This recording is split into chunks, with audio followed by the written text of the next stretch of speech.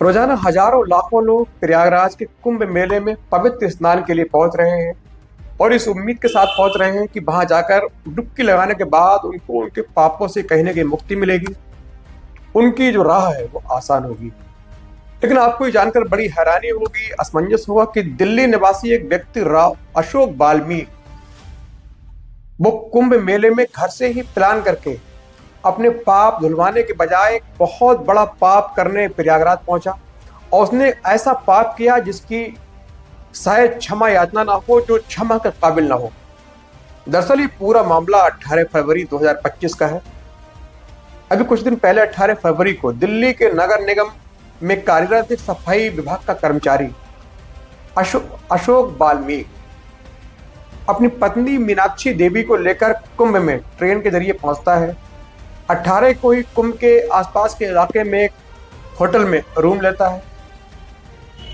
Room लेकर वहां रह रहा होता है। रात को चाकू से सोते वक्त अपनी पत्नी की बहुत जघन्य तरीके से निर्मम हत्या कर देता है। उनके शव को उठाकर जो वॉशरूम है उसमें रखकर सुबह जल्दी उठकर हत्या में प्रयुक्त चाकू को लेकर वहां से निकल जाता है और किसी जगह एक डस्टबिन में चाकू को फेंक कर सीधे वहां से फरार हो जाता है। और पत्नी की मौत से पहले उसने प्रयागराज में कई वीडियो शूट किए। पत्नी को मारने से पहले कई वीडियो बनाए जिनको सोशल मीडिया पर अपलोड किया और ये पूरा प्री प्लान के तहत हो रहा था। उसको लग रहा था कि वीडियो शूट करने से लोगों को, उसके जो परिजन है उनको ये मैसेज आएगा कि ये दोनों लोग सही सलामत कुंभ पहुंचे, अच्छे से हंसी खुशी वहां वीडियो शूट कर रहे हैं, इनके बीच कोई मनमुटाव नहीं है। इसीलिए मारने से पहले उसने प्लान करके वीडियो बनाए, सोशल मीडिया पर अपलोड किए। उसके बाद रात को पत्नी की निर्मम तरीके से हत्या कर दी, वहां से फरार हुआ और सीधे बाहर जाकर कुंभ मेले में जाकर अपने जो बेटे हैं, जो परिजन हैं, उनको फोन किया कि बेटा तुम्हारी मम्मी कहीं कुंभ में खो गई है, मैं रात से बहुत परेशान हूं, अभी तक उनका कोई अता पता नहीं है। माँ की गुमशुदगी की खबर सुनकर जो परिजन है बड़े अचंभित हुए। उन्होंने तरह तरह से पत्नी के खोजने की जो कवायद है शुरू कर दी। इधर जो होटल मालिक है उन्होंने सुबह जब सफाई कर्मचारियों ने पूरा जो रूम चेक किया, बाथरूम चेक किया, तो बाथरूम में पड़ी डेड बॉडी देखकर उसकी चीखें निकल गई। फौरन होटल मालिक ने पुलिस को फोन किया, पुलिस मौके पर पहुंची। लेकिन पुलिस के पास, चूंकि जो होटल मालिक है उन्होंने बिना आईडी के 500 रुपए में रात भर के लिए रूम रेंट पर दे दिया, कोई आईडी थी नहीं। फिलहाल पुलिस ने अज्ञात समझकर महिला का पोस्टमार्टम कराया और शव को मोर्चरी में रखवा दिया और उसको ढूंढने की जो कवायद शुरू कर दी। इधर जब परिजनों को सूचना मिली तो उन्होंने जो मीनाक्षी देवी जो पत्नी है, इनके मायके वालों को भी कहा कि मामा मम्मी कहीं मेले में खो गई है, इसीलिए अब हमको फौरन कुंभ चलना चाहिए। ये सभी लोग इकट्ठे होकर मीनाक्षी देवी जो मृतका है, इनके भाई, उनके बेटे सभी दिल्ली से सीधे प्रयागराज पहुंचे। उस थाने पहुंचे जहां उनकी बॉडी रखी हुई थी। ये जो बात है उनको लोकल जो पत्रकार हैं, लोकल अखबार हैं, उनके सहारे मालूम चली कि वहां एक महिला की बॉडी मिली है, पहचान अभी अज्ञात है। इन्होंने बॉडी देखी, फौरन उन्होंने पहचान कर ली कि ये मेरी माँ है। जो भाई थे उन्होंने कहा ये मेरी बहन है।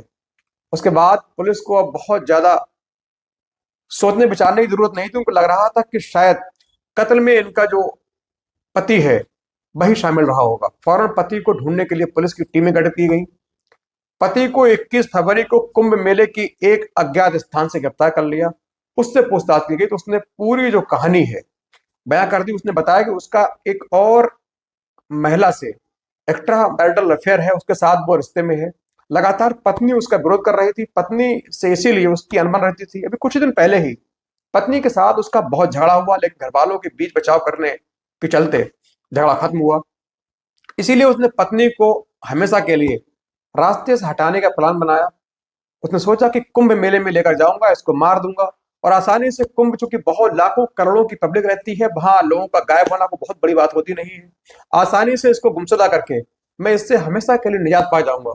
लेकिन कहते हैं अपराधी और वारदात करने वाला जो गुनहगार है वो कितना भी शातिर क्यों ना हो, कितना भी शातिराना अंदाज में प्री प्लान करके वारदात को अंजाम क्यों ना दे, कानून के हाथ इतने बड़े और लंबे होते हैं, एक ना एक दिन किसी न किसी तरीके से अपराधी तक पहुंच जाते हैं। यहाँ भी ऐसा हुआ।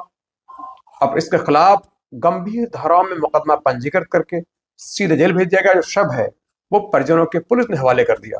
और दोस्तों, क्या कहना है इस वीडियो पर आपका, ये कमेंट करके जरूर बताएं। अच्छा लगा हो चैनल को फॉलो सब्सक्राइब भी करें। Thank you.